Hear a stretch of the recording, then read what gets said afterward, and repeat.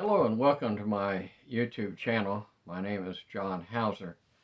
I'm now at the age of 76. Actually just a few days shy of 76, but just about there. I started this YouTube channel January 1 of this year, which means I was 75 and a half when I started. And why did I start it? Well, I felt like I needed another challenge. At 75 and a half, I felt like I needed another challenge to help me stay motivated, keep going, and keep thinking. And if you watch any of my videos, you'll say, oh, this guy's got a lot to learn. But the thing about it is, I am learning. I am actually learning more and more. Now, I have some notes here. When I do these little presentations, I usually like to have some notes. Recently, my wife and I took a nice trip to the beach. We just got back yesterday, as a matter of fact. Yesterday was June the 16th. Her birthday was on June the 13th of this year, 2026, and she is now officially 76 years old. And if you look at my YouTube channel, by the way, please like and subscribe. You'll see that I've got a couple videos on there that talk about her 76th birthday. I have an absolutely wonderful wife, and she's just as sweet as she can be. But anyhow, she brought to my attention that Clint Eastwood is now 96. I thought that was pretty interesting. Clint Eastwood's now 96, and he just retired when he was 95. So what are the chances of living to be 100 years old? What are the chances of living to be 100 years old? Well, all you have to do is go on to Google and do a little bit of research, and you'll find out that the oldest person living in the United States today is now 110 years old. There are a lot of people over age 100 living in the United States. And then I asked the internet, I said, well, how many people are age 91 and over currently? Currently in the United States, you have over 1.3 million people over the age of 91. How many World War II veterans are still alive? Think about that, World War II veterans. I recently met a World War II veteran, and he told me, he says, if I live to February, I'll be 100.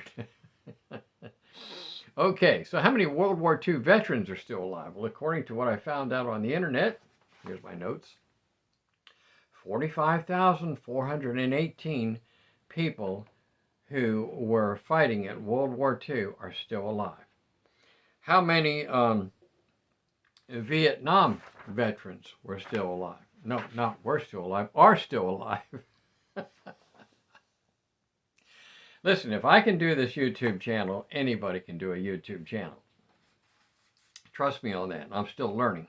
Where was I at? Oh, yes.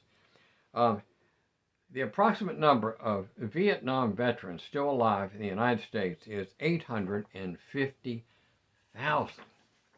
Now, I happen to be one of those Vietnam veterans, but think of this. I was in Vietnam from 71 to 72. The fighting stopped late 72, early 73. 1975, the war was supposedly over. That's been a lot of years. Even if you go 1975 till now, that's 51 years. But I was there 54 years ago, and I have a close friend, his name is JD. He was there 56 years ago. And there are people still alive who were in Vietnam in the late 60s. And there are still people alive who were in the Korean War and World War II. Now, where am I headed with this? Well, where am I headed with this is this. Here I am now 76 years old. What is the possibility of living to be 100? Well, actually, the possibilities are pretty good. My current health is overall pretty good. I only take 2 medications as needed, and they're actually in a fairly mild form. It's a very good possibility. So you have to ask yourself this question. You have to ask yourself this question. Let's say that you are now 70 years old. You're now 70 years old. You have to ask this question. What am I going to do with the next 20 years? Let's say that you're 70 years old. You are officially retired. You're getting Social Security. You've got a small retirement income on top of that. And you're fat and happy. And you're enjoying each and every day. And what are we going to do with the next 10, 15, 20, possibly 25 years? What will we do with those years? Well, I'm looking down here at my notes again, so excuse me. And the question is, you're age 75 to 76, and you suddenly, realize that you may live 20 plus years. I recently had a friend that we talked about this, and he says, I don't want to live that long. Well, I didn't respond to that because I do want to live that long. I do want to live as long as possible. I think life is very enjoyable. I mean, nothing is wasted. Even when you're in pain, pain is God's way of letting you know you're still alive. And there's a whole bunch of slogans that go along that. But think about it. What if you had another 20 years to live? What could you do? Who would you be in the future? Who would be your future friends? Now, I mentioned Clint Eastwood, but also I read a while back the life of George Burns. George Burns, as he was alive, he continued to make friends. And there are many, many famous Christians and Christian pastors who, as they aged, we had a great friend many years ago. His name was Willard Zimmer. He lived to be almost 100. And as he aged, he continued to make friends through his ministry. He was with a famous organization called Missions to Military. And we met him back in the 1970s. And like I say, he lived to be almost 100. But he continued to make friends his whole life. He continued to make friends. So yes, our old friends are going to pass away. And we go to their funerals and we feel unhappy. But we can make new and younger friends. That is part of the key of longevity, is knowing younger people. Okay, so who would be your future friends? What would be your future business? Is it possible to start a new business at this age? Let me back up a little bit. I started doing this YouTube channel January 1 of this year, and now I'm just a couple of days away from being certified at 76. I say I'm 76. My wife says, not quite yet, almost. But I started this YouTube channel at 75 and a half. Prior to that, in November of last year, I started driving for Uber. I was a 75-year-old Uber driver and still do it part-time. It's fun. It gets me out. I get to meet people. I get to meet young people. I get to see different locations. Prior to that, I was selling stuff on eBay. Prior to that, we've had trips. We've had cruises. I retired at age 68 and have been very glad that I retired. Now, when I first retired, it was a little bit of a challenge. But from 68 to 76, I've got to tell you, it's been good. But what are some of the things we can do in the future? I have a close friend who is 80 years old. So let's say just 2 more years. No, that would be 4 more years. 4 more years. If I'm 76 and he's 80, that's 4 more years. Let's say I had 4 more good years. What could I do in 4 more good years? Well, I'll give you a couple examples. Over the weekend, while my wife and I were at the beach, we did a little shopping. I found a book by William Buckley. I have read many of his books over the years, but I had not read this one. And this is a book about how William Buckley took a trip around the world in a boat, a sailboat. And I've leafed through it, read a few paragraphs here and there. This is on my next reading list. See, this is one of the things that you can do when you're retired that you wouldn't get to do when you were working so many hours. And I read a lot when I was working. That's how I read Atlas Shrugged. Atlas Shrugged is 1,100 pages. I carried it with me everywhere I went, and I would read 10 pages a day. But now in retirement, I have the opportunity to read books. And anyhow, here's the next one. I picked this one up over the weekend. Actually, my wife found this one. And this is a book about a young couple alive in World War II. It's a very good book. And I mean, it's a great story. And this one, this particular copy, is even signed by the author. Now, I found this in a used bookstore. It's the same with the last one. The next book that I plan on reading, this is my reading list, is this one right here. This book was recently loaned to me by a friend at church, and I will take the time to read it. I read just the first chapter while we were on vacation, and it is an excellent read. You can see I've got my reading cut out for me. And then I've been reading this book for a few days. I picked this one up at Ollie's. Ollie's is a good place to buy new books at a low price. I think I paid $4.99 for this book. You know, it's like probably a $35 book, but I got it at Ollie's, and it's called What You Gonna Do with That Duck by Seth Godin. So this is one of the things you can do while you're in retirement. But let's say over the next 20 years, you're in relatively good health, and you're like me, you get that restless spirit. You get that restless spirit where you just want to do a little bit more. So what could be our next adventure? What could be our next business? What could be our next book to read? What could be our next trip? In just a few months, my wife and I are going to go to Texas to visit our oldest daughter, and we'll be gone for several days in Texas. And while we're there, I'm hoping to go to a rodeo. In all my life, I've never been to a rodeo. I'm hoping to go to a rodeo. We're hoping to go to Six Flags, and we'll have a good time. It's a family reunion.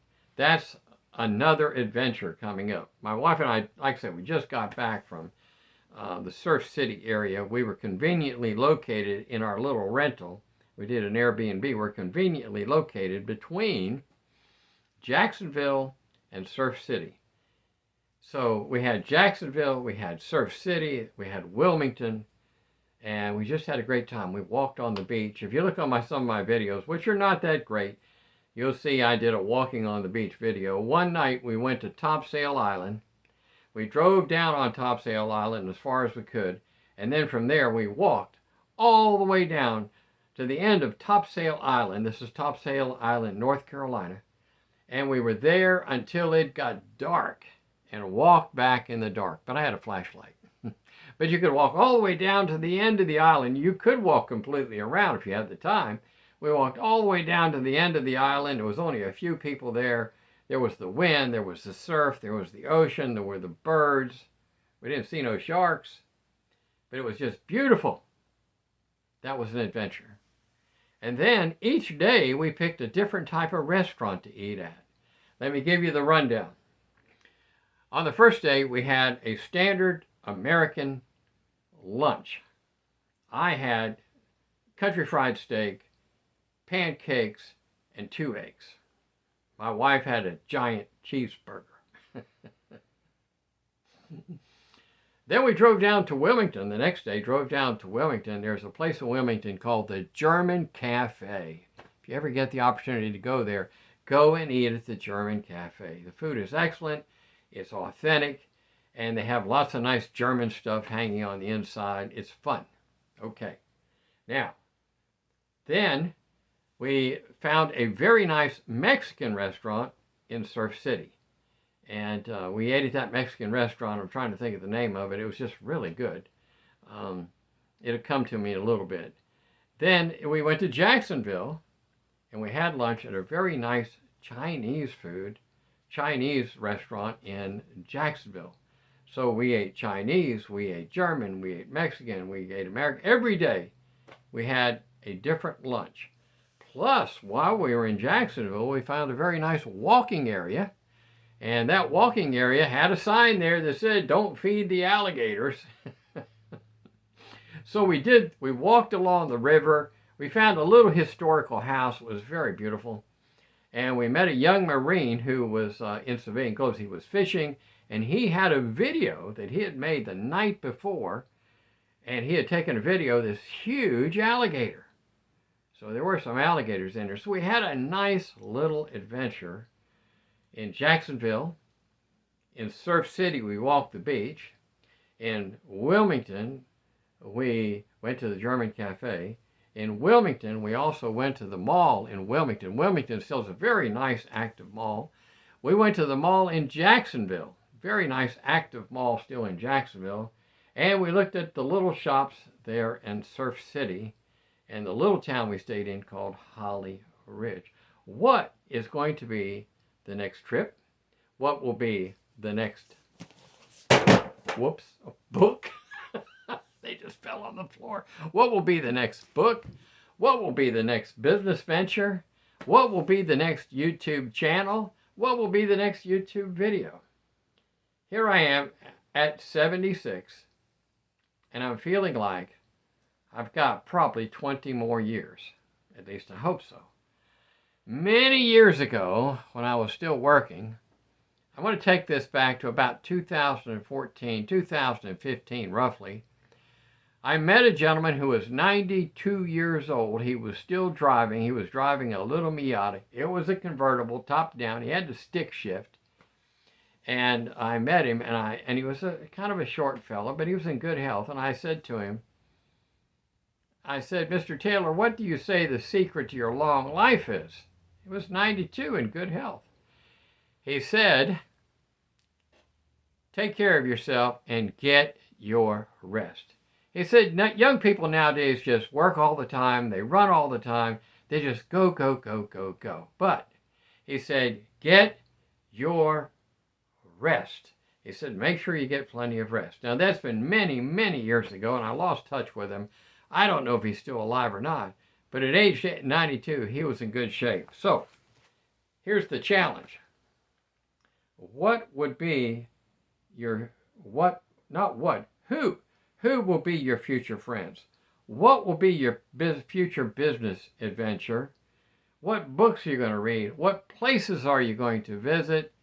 And what do you plan to do when 2027 rolls around? How about renting a cabin up in the mountains?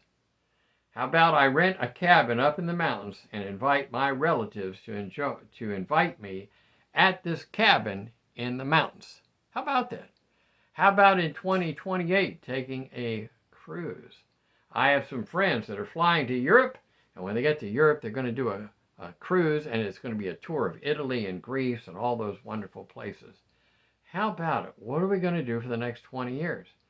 Are we going to sit around and get just fat and lazy? I don't think so. Not if my wife has anything to do it. Let me tell you, my wife has got me walking 2 miles. 2 miles. It takes us about 40 minutes. We did it last night in about 40 minutes. We walked 2 miles in 40 minutes last night. We're doing that 2 to 3 times a week. So I sat down and figured that up. If I walk 2 miles 3 times a week, that's 6 miles, times 50 weeks in the year, that's somewhere around 300 miles we're going to walk just out getting our exercise. And this evening I'm going to get our bicycles out. I've got a close friend right now who's riding his bicycle. He's retired, but he's been doing this a while. Last year he did 1,500 miles, but this year he's doing 3,000 miles on his bicycle, and he's in his mid-60s. I mean, a 3,000-mile trip is going from the East Coast to somewhere on the West Coast. I can't remember where. But what can we do if we have 20 more years? What kind of goals can we set? What kind of books can we read? What kind car would you like to drive? I have a close friend who's 84 years old. He recently bought his wife a new car and paid cash. He just went in and bought her a new car. I'm not going to tell you what kind of car it was, but he bought her a new car and she's extremely happy with it. Brand new. What can we do as we go forward? We currently live at a time in history where people are living longer than ever, and we're in better health than ever. And yes, I know there's a lot of people who are elderly and very, very sick. I understand that. But this message is to the person who is my age or younger or older, but is still in good health, still has most most of their mental facilities, still has the ability to think logically, and is still trusting in God. That's who this video is for. I hope you enjoyed. This is John Hauser with my YouTube channel. Please like and subscribe. I'm going to send this video out in the next little bit. Thank you for watching. And if you have any questions or comments, put them in the comments below. But now here's the challenge. The challenge is set some new goals. Set a new goal to travel. Set a new goal to exercise.